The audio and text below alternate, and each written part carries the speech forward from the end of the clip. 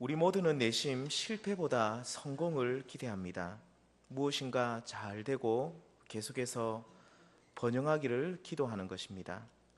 하지만 올해도 이제 한 달이 채 남지 않았는데 우리 성도님들께서는 직장에서, 가정에서 혹은 학교에서 여러 가지 우리의 삶의 터전에서 성공을 경험한 경우가 많습니까? 아니면 실패를 경험한 경우가 많이 있습니까? 어떤 분들은 뜻하지 않은 성공으로 인해서 큰 기쁨을 누린 분들도 계시지만, 또 어떤 분들은 실패와 좌절로 인해서 낙심한 경우들도 있을 것입니다. 오늘 성경에 등장하는 다윗의 경우도 실패를 경험합니다. 하나님께 인정받은 참 믿음의 사람으로 알려진 다윗은 자신의 계획과는 달리 실패를 경험하자 안절부절, 정말 어찌할 바 모르는 그 모습이 오늘 성경에 그려져 있습니다.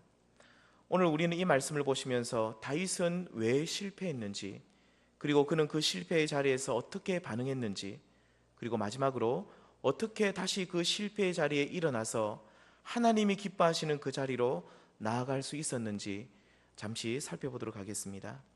이새의 아들로 태어난 다윗은 목동으로 살다가 골리앗을 무찌르게 됩니다. 이렇게 혜성처럼 등장한 다윗은 당시 그 인기가 하늘을 찌를 듯 했습니다. 사람들은 이스라엘의 왕이었던 사울과 다윗을 비교하면서 다음과 같이 노래했습니다. 사무엘상 18장을 보시면 여인들이 뛰놀며 노래하여 이르되 사울을 죽인 자는 천천히요 다윗은 만만이로다. 이 노래의 내용은 당시 왕이었던 사울보다 목동이었던 다윗이 더 뛰어난 용사라는 그런 뜻입니다. 이러한 백성들의 노래소리를 들은 사울은 그때부터 다윗에 대해서 시기심을 느끼기 시작했고, 결국은 그를 죽이려고까지 이제 하게 되었습니다. 다윗은 이렇게 사울로 인해서 졸지에 이제는 도망다니는 신세가 되었고, 심지어 도망을 다니다가 이방나라 블레셋에서는 미친 사람 행세까지 하면서 그 생명을 부지하는 참으로 고달픈 인생을 살게 되었습니다. 우여곡절 끝에 그는 하나님이 뜻하시고 계획하신 대로 이스라엘의 왕이 되었고, 가는 곳마다 계속해서 승리하는 왕이 되었습니다. 오늘 우리가 읽었던 사무엘하 6장의 앞부분인 5장을 보시면 다윗이 예루살렘을 정복했다는 내용이 나옵니다. 다윗 시대 당시 예루살렘은 남쪽과 북쪽을 이어주는 지정학적으로 정말로 중요한 위치에 있었습니다. 사울 시대에는 이곳에 여부스 사람들이 점령해 있었는데 다윗은 용감하게 이들을 쫓아내었고 예루살렘을 점령하게 되었던 것입니다. 그래서 사무엘하 5장 7절 말씀에 보시면 예루살렘은 다윗이 점령했다, 그렇게 말해서 이 성을 다윗성이라고 불렀다라고 말하고 있습니다. 다윗은 이렇게 예루살렘을 중심으로 온 이스라엘을 통치하려고 했습니다. 그는 예루살렘을 점령했을 뿐만 아니라 사무엘하 5장 17절 말씀부터 보시면 이스라엘의 원수였던 블레셋을 쳐서 무찔렀다, 그렇게 말하고 있습니다. 곧 다윗은 통일 이스라엘의 왕으로서 군사적인 성공을 거두었고 그 힘을 만방에 알리게 되었습니다. 그런데 그에게 반드시 또 한 가지 필요한 것이 있었는데 그것은 바로 종교적인 권위를 세우는 것이었습니다. 예루살렘의 여부수 사람들과 블레셋을 무찌르면서 왕으로서 군사적인 권위를 가지게 되었던 다윗은 이제 종교적인 권위가 있어야만 했습니다. 다윗은 이러한 종교적인 권위를 예루살렘에서 서쪽으로 약 13km 떨어진 바알레 유다에 있던 언약궤를 예루살렘으로 가져옴으로써 그것을 얻으려고 했던 것이었습니다.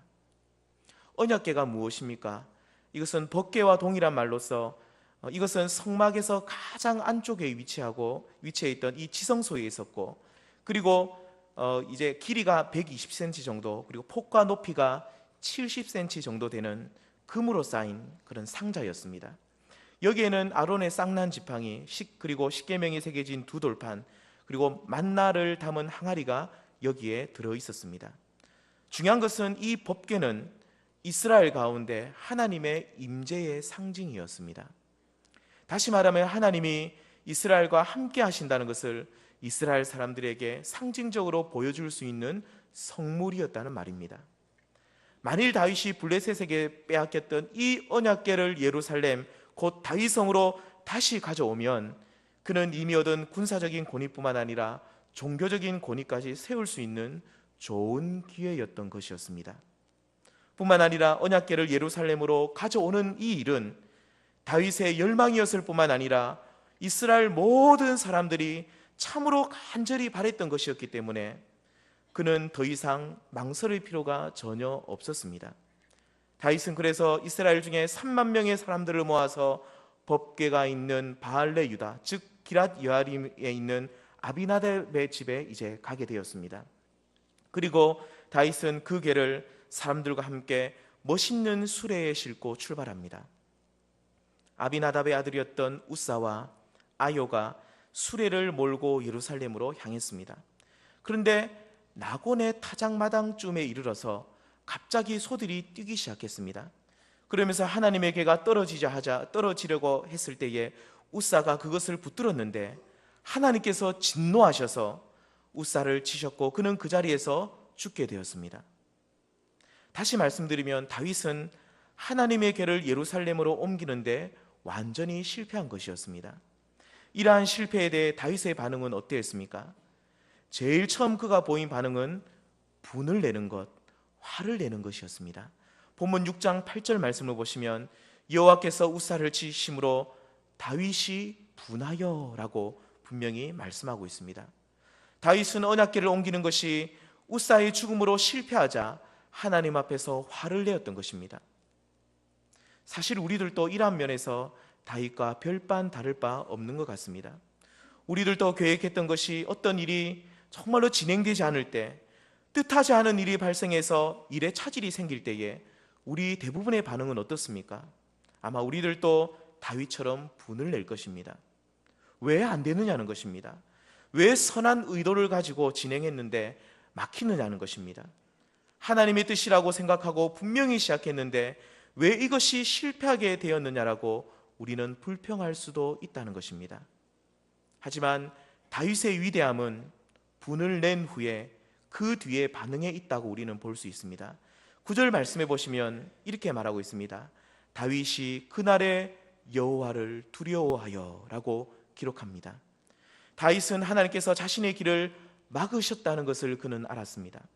그리고 하나님 앞에서 비록 분을 내었지만 자신이 언약궤를 가져오는 과정에서 무엇인가 잘못되어 있다는 그 사실을 그는 깨닫게 되었습니다. 민수기 22장에서 하나님께서는 말 못하는 짐승인 나귀를 통해서 발람이 가는 길이 하나님의 길이 아니라는 사실을 알려주었듯이 이제는 수레를 끄는 소를 통해서 다윗이 언약궤를 옮기는 이 모습이 하나님의 뜻에 맞지 않다는 그런 부분이 있다는 것을 알려주었다는 말입니다. 이렇게 다윗은 자신의 실패 앞에서 비록 분은 내었지만 이내 그 분을 거두고 하나님을 두려워함으로 자신을 돌아보는 지혜가 있었습니다. 어쩌면 다윗의 위대함은 여기에 있다고 우리는 볼 수 있습니다. 다윗은 죄를 짓지 않았다거나 혹은 인생에 있어서 전혀 실패를 하지 않았기 때문에 위대한 사람이라고 말하지 않습니다. 오히려 다윗은 우리처럼 정말로 그 또한 허물이 많은 사람이었지만, 그리고 인생의 실패와 그리고 많은 범죄를 저지르는 그런 사람이었지만, 그는 다른 사람을 원망하기보다는 하나님을 두려워하고 자신을 돌아볼 수 있는 겸손함이 그에게는 있었습니다. 우리들도 다윗처럼 인생의 실패 가운데 비록 분을 낼 수 있고 때로는 짜증을 낼 수도 있지만 속히 거기에서 돌아서서 우리들도 다윗처럼 하나님을 두려워하고 우리 자신을 돌아볼 수 있는 이러한 복된 모습이 있으시기를 바랍니다. 그렇다면 왜 다윗은 하나님의 언약궤를 옮기는데 실패했습니까? 그 원인은 첫 번째로 다윗은 하나님의 말씀에 순종하지 않았기 때문입니다.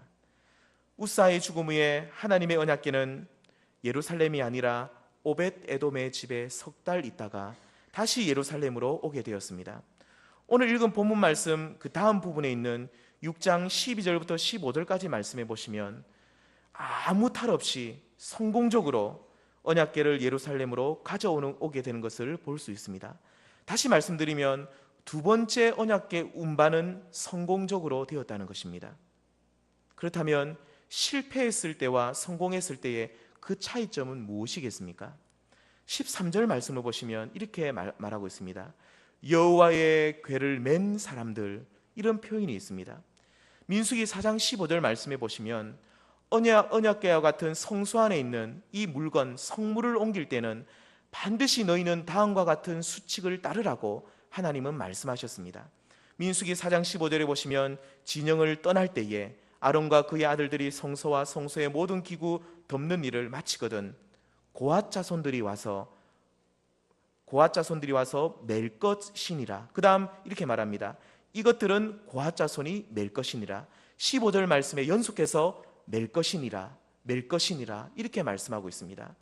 다윗은 처음 궤를 옮길 때에는 새 수레에다가 싣고 출발했습니다. 나름대로 좋은 수레에 실어서 멋있게 예루살렘으로 입성하려고 했습니다. 하지만 언약궤는 성막의 물건이었기 때문에 메고 옮겨야 한다는 하나님의 이 말씀을 따르지 않았습니다. 다윗은 우사의 죽음으로 언약궤를 옮기는 일이 실패로 들어가자 그때 하나님을 두려워했고 하나님 앞에서 자신이 불순종했던 이 부분을 발견하고 언약궤를 옮기는 두 번째 시도 때, 2차 시도 때는 하나님의 말씀대로 언약궤를 고앗 자손들이 직접 메고 옮기도록 했던 것이었습니다. 우리들도 때로는 하나님 앞에서 멋있는 수레로 하나님의 궤를 옮기듯이 화려하고 멋있는 모습으로 어떤 일을 하려고 합니다.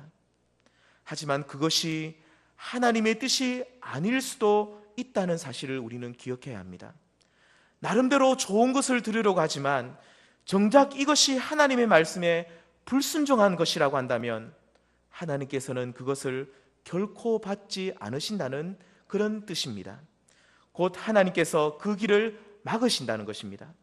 오늘 우리는 이 말씀을 통해서 우리들은 실패 속에서 혹시 하나님의 말씀에 불순종한 부분은 없는지 우리 자신을 돌아보실 수 있는 우리 성도님들 되시기를 바랍니다.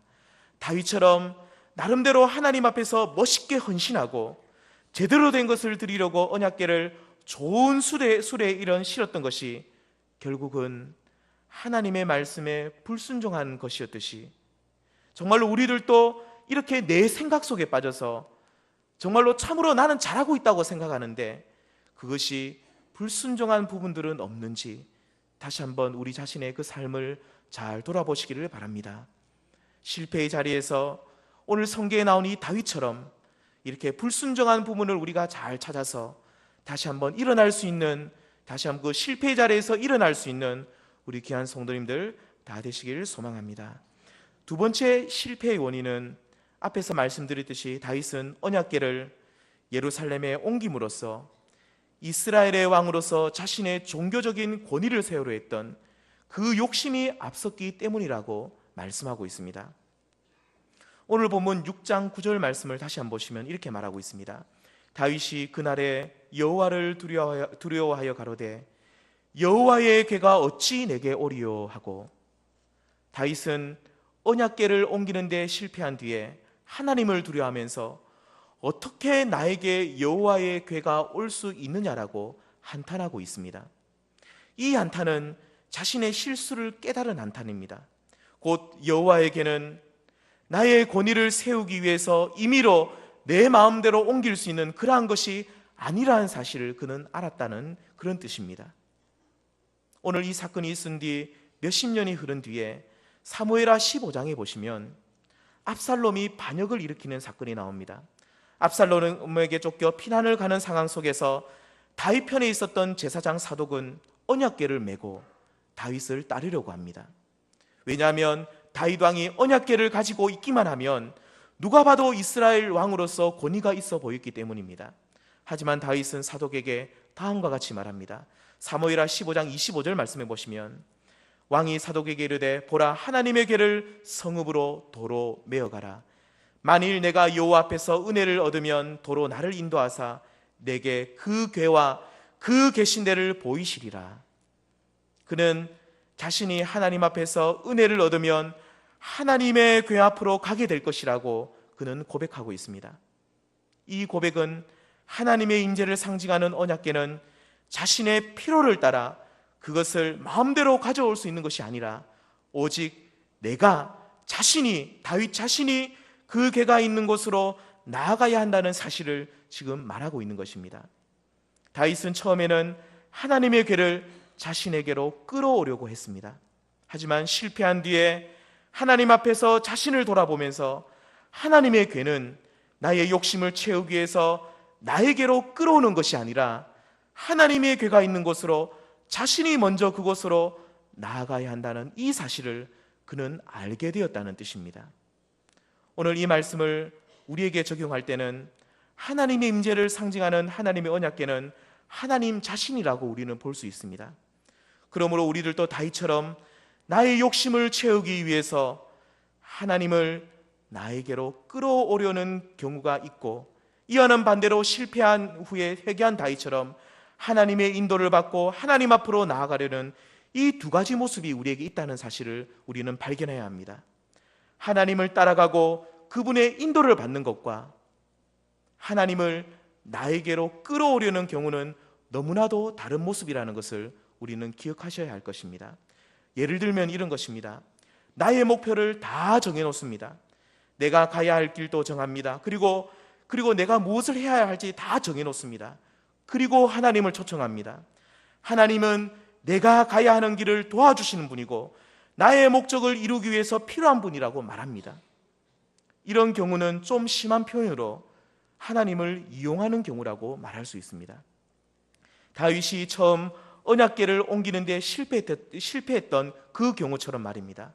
이와는 반대로 다윗이 내가 하나님의 언약궤에 있는 곳으로 나아가겠습니다 라고 고백한 경우처럼 자신의 뜻과 계획을 먼저 하나님께 맞추려고 하는 사람들이 있습니다.